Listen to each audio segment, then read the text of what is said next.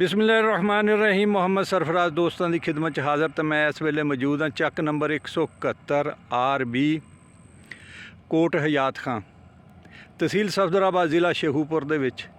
ते अपने इलाके दे बड़े जिमीदारां शुमार हुंदा जी चौधरी अब्दुल जब्बार गुज्जर साहब। इन्हां दे फार्म ते इन्हां दी अज कटाई हो रही 10 अप्रैल नूं।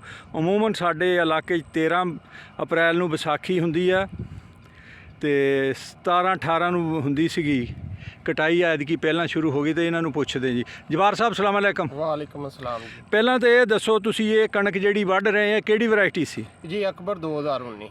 अकबर 2019। जी ये कदों काश्त कीती सी? ये 26 अक्तूबर 2020 2021 सॉरी 26 अक्तूबर नूं ये तुसीं कीती सी काश्त, जिहड़ा प्लाट कट रहे हैं। जी जेड़ा प्लाट कट रहे हैं। अच्छा, ये कुछ अगेती नहीं कट हो गई? जी ਇਹ ਮੌਸਮ ਮਾਰਾਈ ਦੇ ਵਿੱਚ ਅਮੂਮਨ ਜਿਹੜਾ ਟੈਂਪਰੇਚਰ 30 ਤੋਂ 32 35 ਹੱਦ 35 ਟੈਂਪਰੇਚਰ ਤੱਕ ਰਹਿੰਦਾ ਸੀ। ਤੁਸੀਂ ਪਿਛਲੇ ਦਿਨਾਂ 'ਚ ਦੇਖ ਰਹੇ ਹੋ ਕਿ ਤਕਰੀਬਨ ਜਿਹੜੀ ਦਰਜਾ ਹਰਾਰਤ ਆ ਜਿਹੜਾ ਸਾਡੇ ਇਲਾਕੇ ਦਾ ਉਹ 40 ਤੋਂ ਉੱਪਰ ਚਲਾ ਗਿਆ ਵਾ। ਇਸ ਵਜ੍ਹਾ ਤੋਂ ਤਕਰੀਬਨ ਇੱਕ ਹਫ਼ਤਾ ਪਹਿਲੇ ਇਸ ਦਫਾ ਸਾਡੇ ਇਲਾਕੇ ਦੇ ਵਿੱਚ ਕਟਾਈ ਸ਼ੁਰੂ ਹੋ ਗਈ।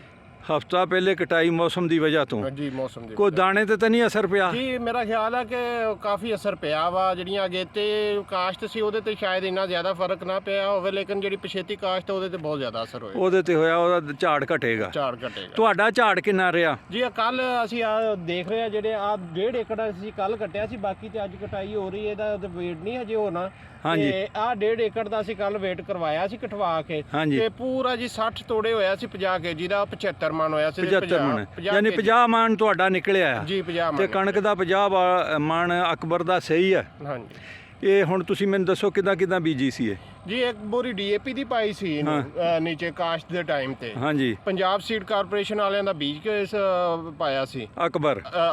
ਹਾਂਜੀ। ਤੇ ਬਾਅਦ ਵਿੱਚ 2 ਬੋਰੀਆਂ ਯੂਰੀਆ ਦੀਆਂ। ਅੱਛਾ। ਔਰ ਜੜੀ ਬੂਟੀ ਮਾਰ ਜ਼ਹਿਰ ਇਸਤੇਮਾਲ ਕੀਤੀ ਤੇ ਉਸ ਤੋਂ ਬਾਅਦ ਈਜ਼ਾ ਬਿਆਨ ਔਰ ਟਿਲਟ ਇਹਦੇ ਉੱਪਰ ਸਪਰੇਅ ਕੀਤੀ। ਟਿਲਟ ਤੇ ਈਜ਼ਾ ਬਿਆਨ ਦੀ? ਟਿਲਟ ਤੇ ਈਜ਼ਾ ਬਿਆਨ ਦੀ ਇੱਕ ਡੋਜ਼ ਸਪਰੇਅ ਕੀਤੀ ਗਈ। ਇੱਕ ਐਪਲੀਕੇਸ਼ਨ ਹੋਈ? ਇੱਕ ਐਪਲੀਕੇਸ਼ਨ ਹੋਈ, 2 ਨਹੀਂ ਹੋਈਆਂ। ਅੱਛਾ ਜੀ। ਤੇ ਫਿਰ ਵੀ ਐਵਰੇਜ ਠੀਕ ਰਹੀ ਹੈ? ਹਾਂਜੀ ਮਾਸ਼ਾਅੱਲਾ ਬਿਹਤਰ ਹੈ। ਇਹ ਬੀ ਨੂੰ ਤੁਸੀਂ ਅਕਬਰ ਨੂੰ ਰਿਕਮੈਂਡ ਕਰਦੇ ਆ? जी मैं फर्स्ट टाइम आया इस दफ़ा काश्त किया। पहले ज़्यादा मैं गैलेक्सी और फैसलाबाद इस्तेमाल कर 2000 काश्त करता सी, लेकिन फर्स्ट टाइम मैं काश्त किया और इसका अच्छा रिजल्ट मिले। और मैं दोस्तों को यही कहांगा कि नैक्सट ये अच्छा वैरायटी और इनू काश्त करना चाहिए। ये तुहाडे ख्याल च अगेती या पछेती या दरमियानी है? ये अगेती काश्त च इस्तेमाल इनू ना तकरीबन तुसी 25 अक्तूबर तो लैके ते 10 नवंबर 15 नवंबर तक काश्त कर सकते हैं जी। ठीक है अब्दुल जब्बार साहब, बहुत बहुत शुक्रिया। अल्लाह ताला तुहाडे रिज़्क दे विच वाधा करे और बरकत अता फरमाए। अस्सलाम वालेकुम।